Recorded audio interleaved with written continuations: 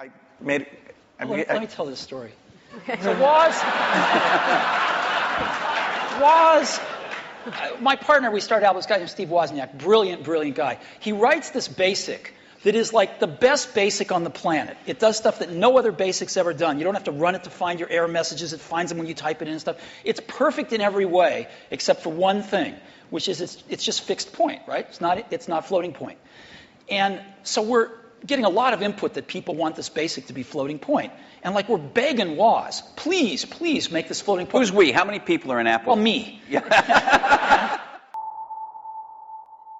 历史向来只在乎结果，因为成功的光芒让我们理解、包容，甚至认同成功者的一切。一切都因为成功显得理所当然，而当初那些反对成功者的人，就仿佛无比的愚蠢，做的一切都把成功拒之门外。手机简史，苹果。上一期我们已经聊到了苹果的初创啊，苹果电脑的这个发端，中间乔布斯短暂出走苹果，大家应该多少都有耳闻了。现在回过头再去看啊，36年前苹果赶走了他的创始人乔布斯啊，就好像是一个非常愚蠢的决定，这让苹果走向了阶段性的衰败。在1997年乔布斯回归的时候，苹果甚至距离倒闭只剩下90天了。而更让人意外的是，帮助乔布斯挽救苹果的是他的亦敌亦友比尔盖茨。Hello， 大家好，我是王炯，欢迎收看本期手机简史：苹果和乔布斯的重生。这一系列本来我们准备是做3期的，上期已经说了，但是内容实在是太多了，搞不好得4期了。记得3连点赞，感谢。买卖二手机上小白有品 APP，3天无理由退货，180天保修，原装正品，国行带票，新人专属无门槛优惠券，有手机有电脑，还有各类3C 数码兼货，赶紧搜索上车，各大应用商店均有下载。1980年的双12，苹果公司首次上市，并创下了当时的 IPO 之最，17.9亿美元。而作为公司形象的创始人乔布斯，身价也在这一天达到了2.56亿美元。但乔布斯心不在此啊，他一直耿耿于怀于9月被踢出 Lisa 团队的事情，急需一个产品来证明一下自己。凑巧的是，除了 Lisa 项目之外，苹果公司还有一个只有4个人的小项目麦金塔。Mac 的叫法就源于麦金塔的3个字母。但是在1998年改名 Mac 之前，都还叫麦金塔。这原本是一个面向大众的廉价电脑项目，负责人拉斯金预想的是一个售价只有1000美元，将屏幕、键盘和主机融为一体，内置电池，能够方便携带，性能一般的电脑。这个理念在当时其实非常超前，却不符合乔布斯追求完美机器的理念。但拉斯金也是个很有个性的人啊，是个少数敢和乔布斯正面刚的员工，所以冲突在所难免。最终谁来负责麦金塔这件事情，闹到了 CEO 麦克斯奎特那里。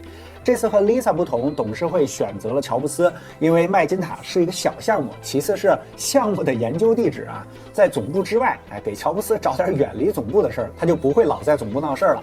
正在乔布斯沉浸在拿下了麦金塔项目的喜悦中之时，苹果公司没想到的是，行业改革者来了。8月12日 ，IBM 推出了旗下的第一台个人电脑 IBM PC， 售价2280美元。这台电脑极度特殊，因为和 IBM 始终自研发硬件不同 ，IBM PC 使用了英特尔的硬件，并且配置了微软公司的 MS-DOS 操作系统，这极大的方便了其他生产商出售兼容的硬件和软件。不夸张地说，这台电脑就是现在的 PC 之父，它开创了现在的整个 PC 环境，甚至个人电脑 PC 这个叫法也是这台电脑开始的。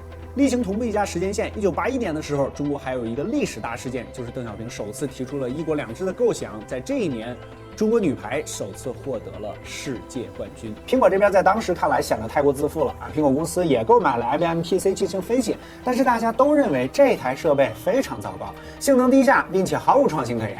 在苹果眼里有这样的认知倒也没错啊，过时的命令提示符界面，屏幕也不能显示位图，而是一串串字符。相比于苹果正在研发的图形界面，这台设备确实太简陋了。苹果公司自信到在《华尔街日报》上刊登了一幅整版的广告，写的是“欢迎你 IBM， 真的欢迎”。但现实呢，却给了苹果一个耳光。1983年1月，耗资5000万美元研发的 Lisa 正式上市，售价9995美元。这台电脑其实非常先进啊，不仅拥有图形界面、下拉菜单、回收站以及剪贴板，还拥有扩展槽。不过很重要的是，这台电脑并没有开放软硬件的兼容标准，所以苹果公司还是自己为 Lisa 预制了表格、绘图、文件管理等应用，看起来非常美好。但是在个人电脑普及的初期，近$10,000的售价很难被普通消费者看中。Lisa 不仅价格高昂，没有标准开放，也阻碍了软件商为 Lisa 开发软件。高价和缺乏软件让 Lisa 只销售了3年就下市了，未被出售的存货最后被埋在了犹他州的垃圾填埋区。苹果公司并不是没有考虑过兼容性的问题，起码在 Lisa 和麦金塔的软件兼容性上，他就努力过。但是乔布斯并不同意，除了耿耿于怀当初被踢出 Lisa 项目之外，乔布斯变态的控制欲也是原因。他觉得一台电脑要做到极致，软件和硬件就应该是一体的，因为乔布斯坚信兼容就意味着割舍，比如性能或者功能兼容就意味着要妥协别人。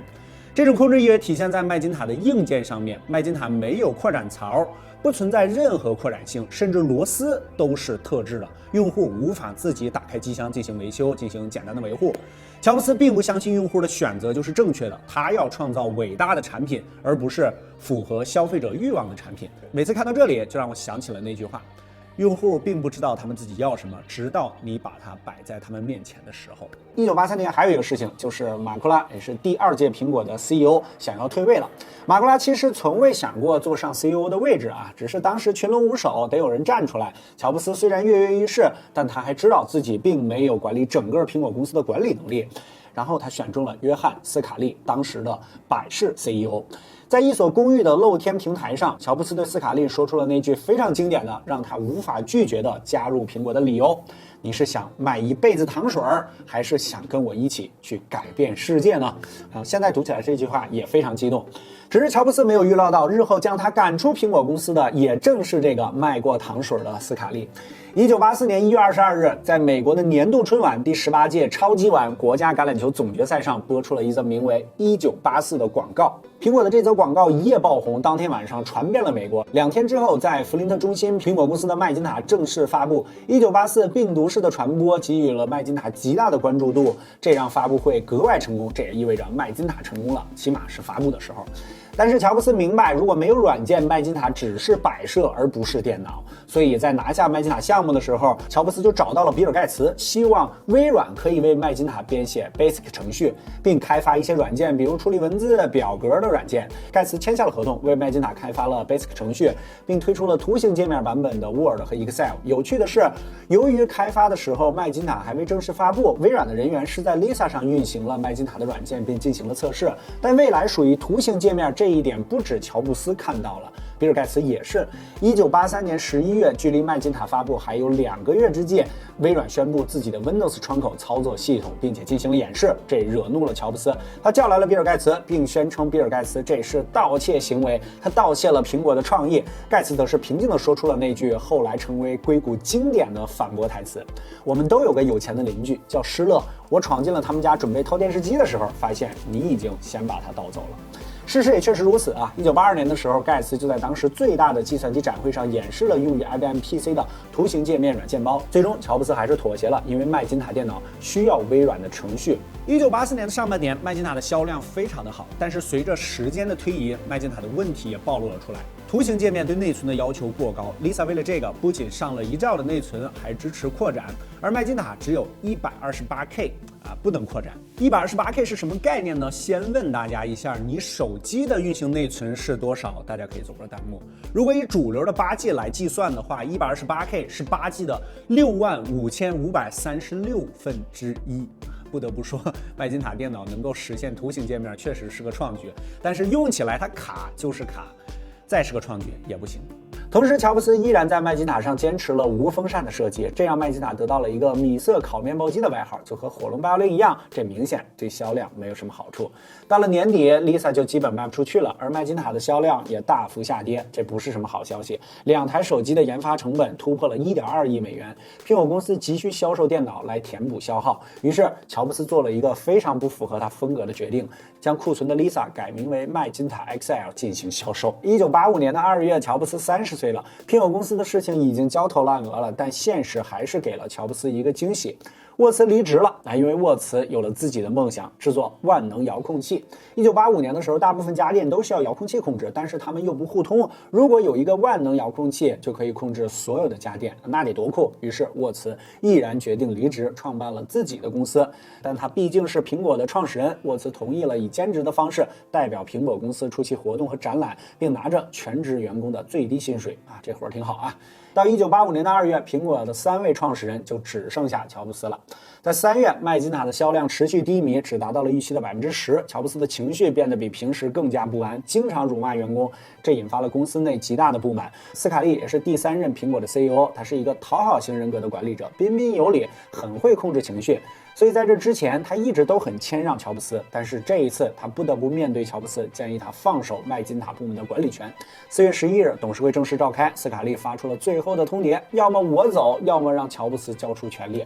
面对内部的不满，结果已经很明显，乔布斯输了。但乔布斯并不认输他已经被踢出过 Lisa 团队1次了，他不想再来1次。乔布斯决定公司政变就在斯卡利去中国的时候，因为在几个月之前，苹果公司取得了向中国出口苹果电脑的许可，需要有人去签署协议值得一提的是，1985年左右，广东工学院，也就是现在广东工业大学的前身，花费了30万元巨资在当时买了30台苹果2给自动化专业的师生用作科研，而发起者就是广东工业大学教授、博士生导师于永泉，他是我国最早从事计算机行业的人，并且他也是我国模糊控制产品的创始人。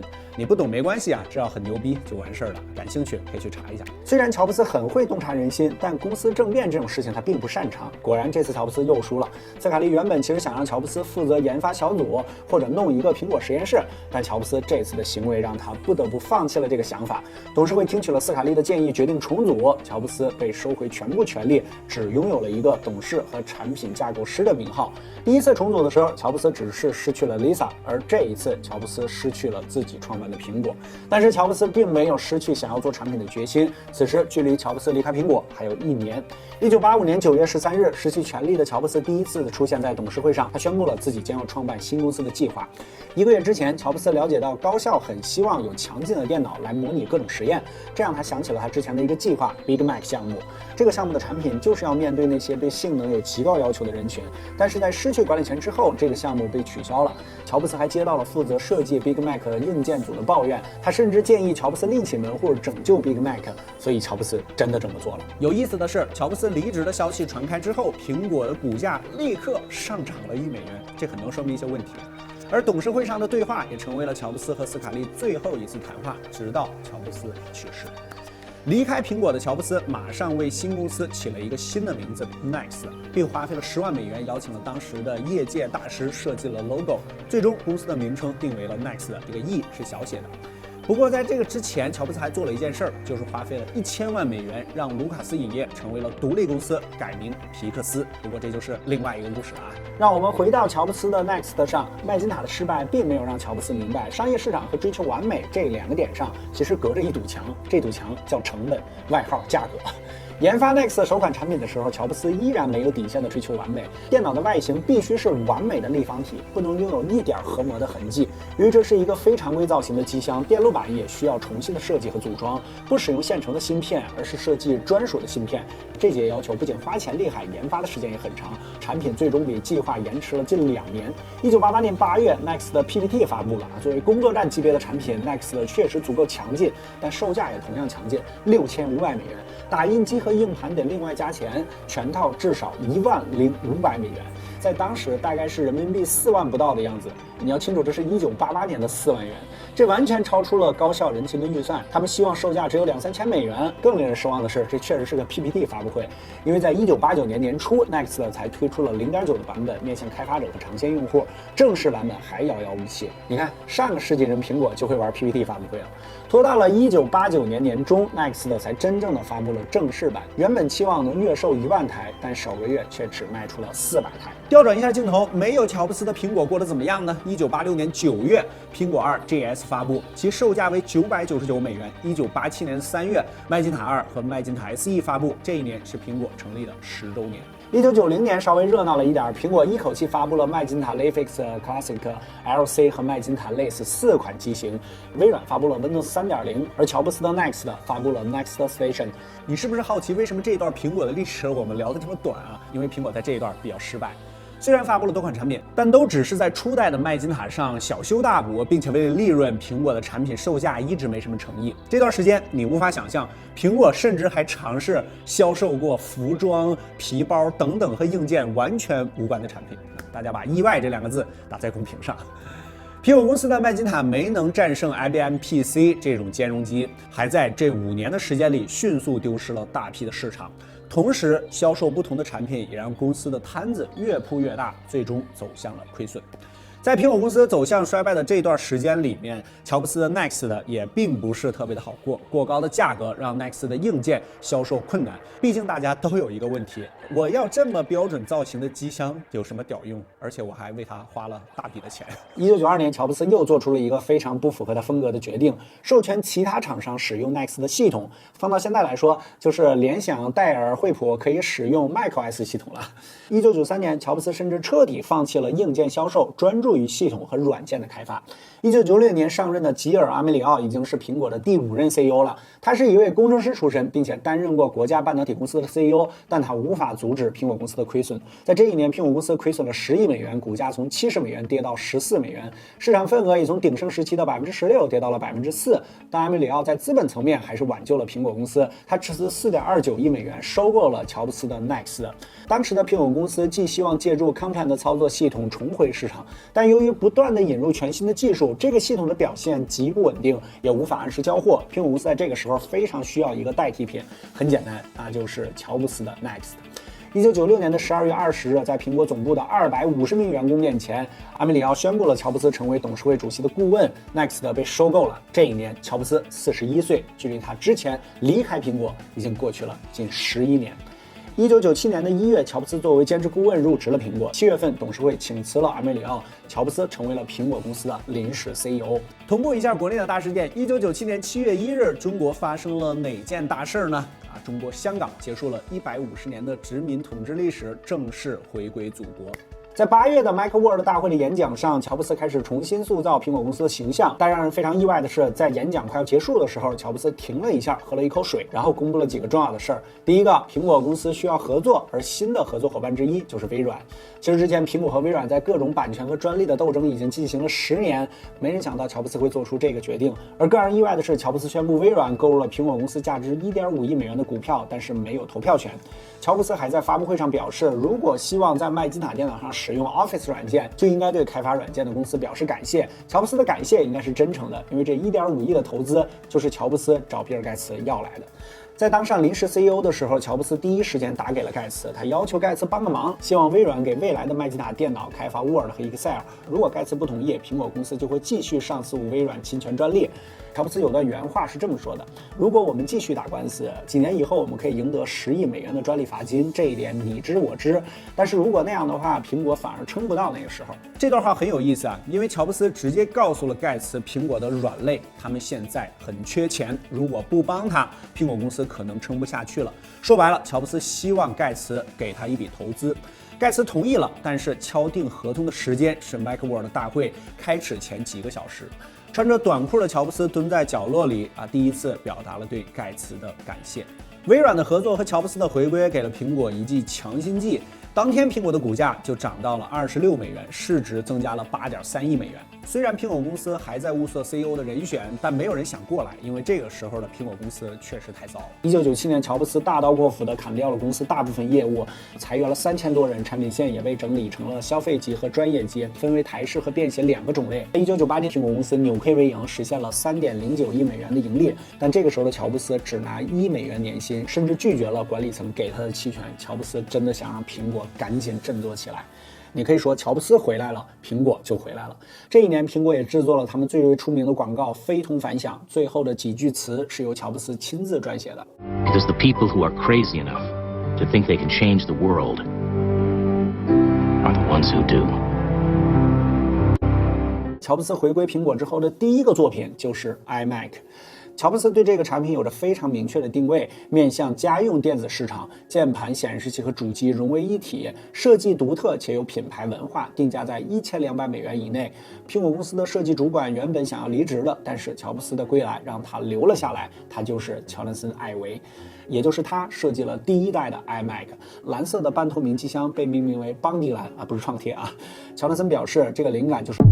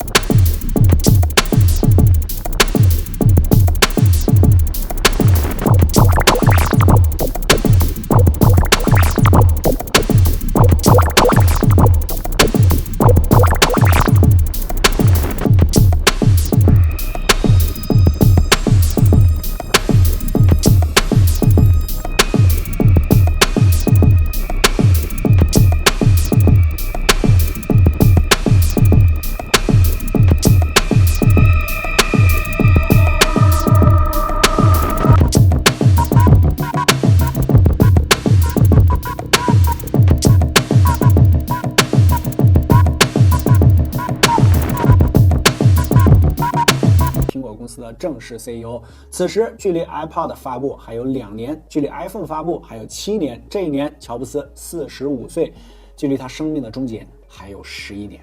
有一个问题一直困扰着我啊，如果苹果公司没有当初赶走乔布斯，而是满足了他的各种要求，容忍了他年轻时的各种任性，苹果公司是否还会像现在这样改变世界呢？在乔布斯传里，乔布斯直言不讳地表示，是斯卡利毁掉了当时的苹果。他对斯卡利的恨，让他直到去世都没再和斯卡利说过一句话。但回顾完这段历史，乔布斯并不一定都是正确的。如果没有斯卡利，或许就没有后来的乔布斯。因为麦基娜的成功，让当时的乔布斯有点过于自负，他并没有意识到麦基娜的成功只是一时的。因为麦基娜的缺点，他在苹果时，公司其实已经在走下坡了。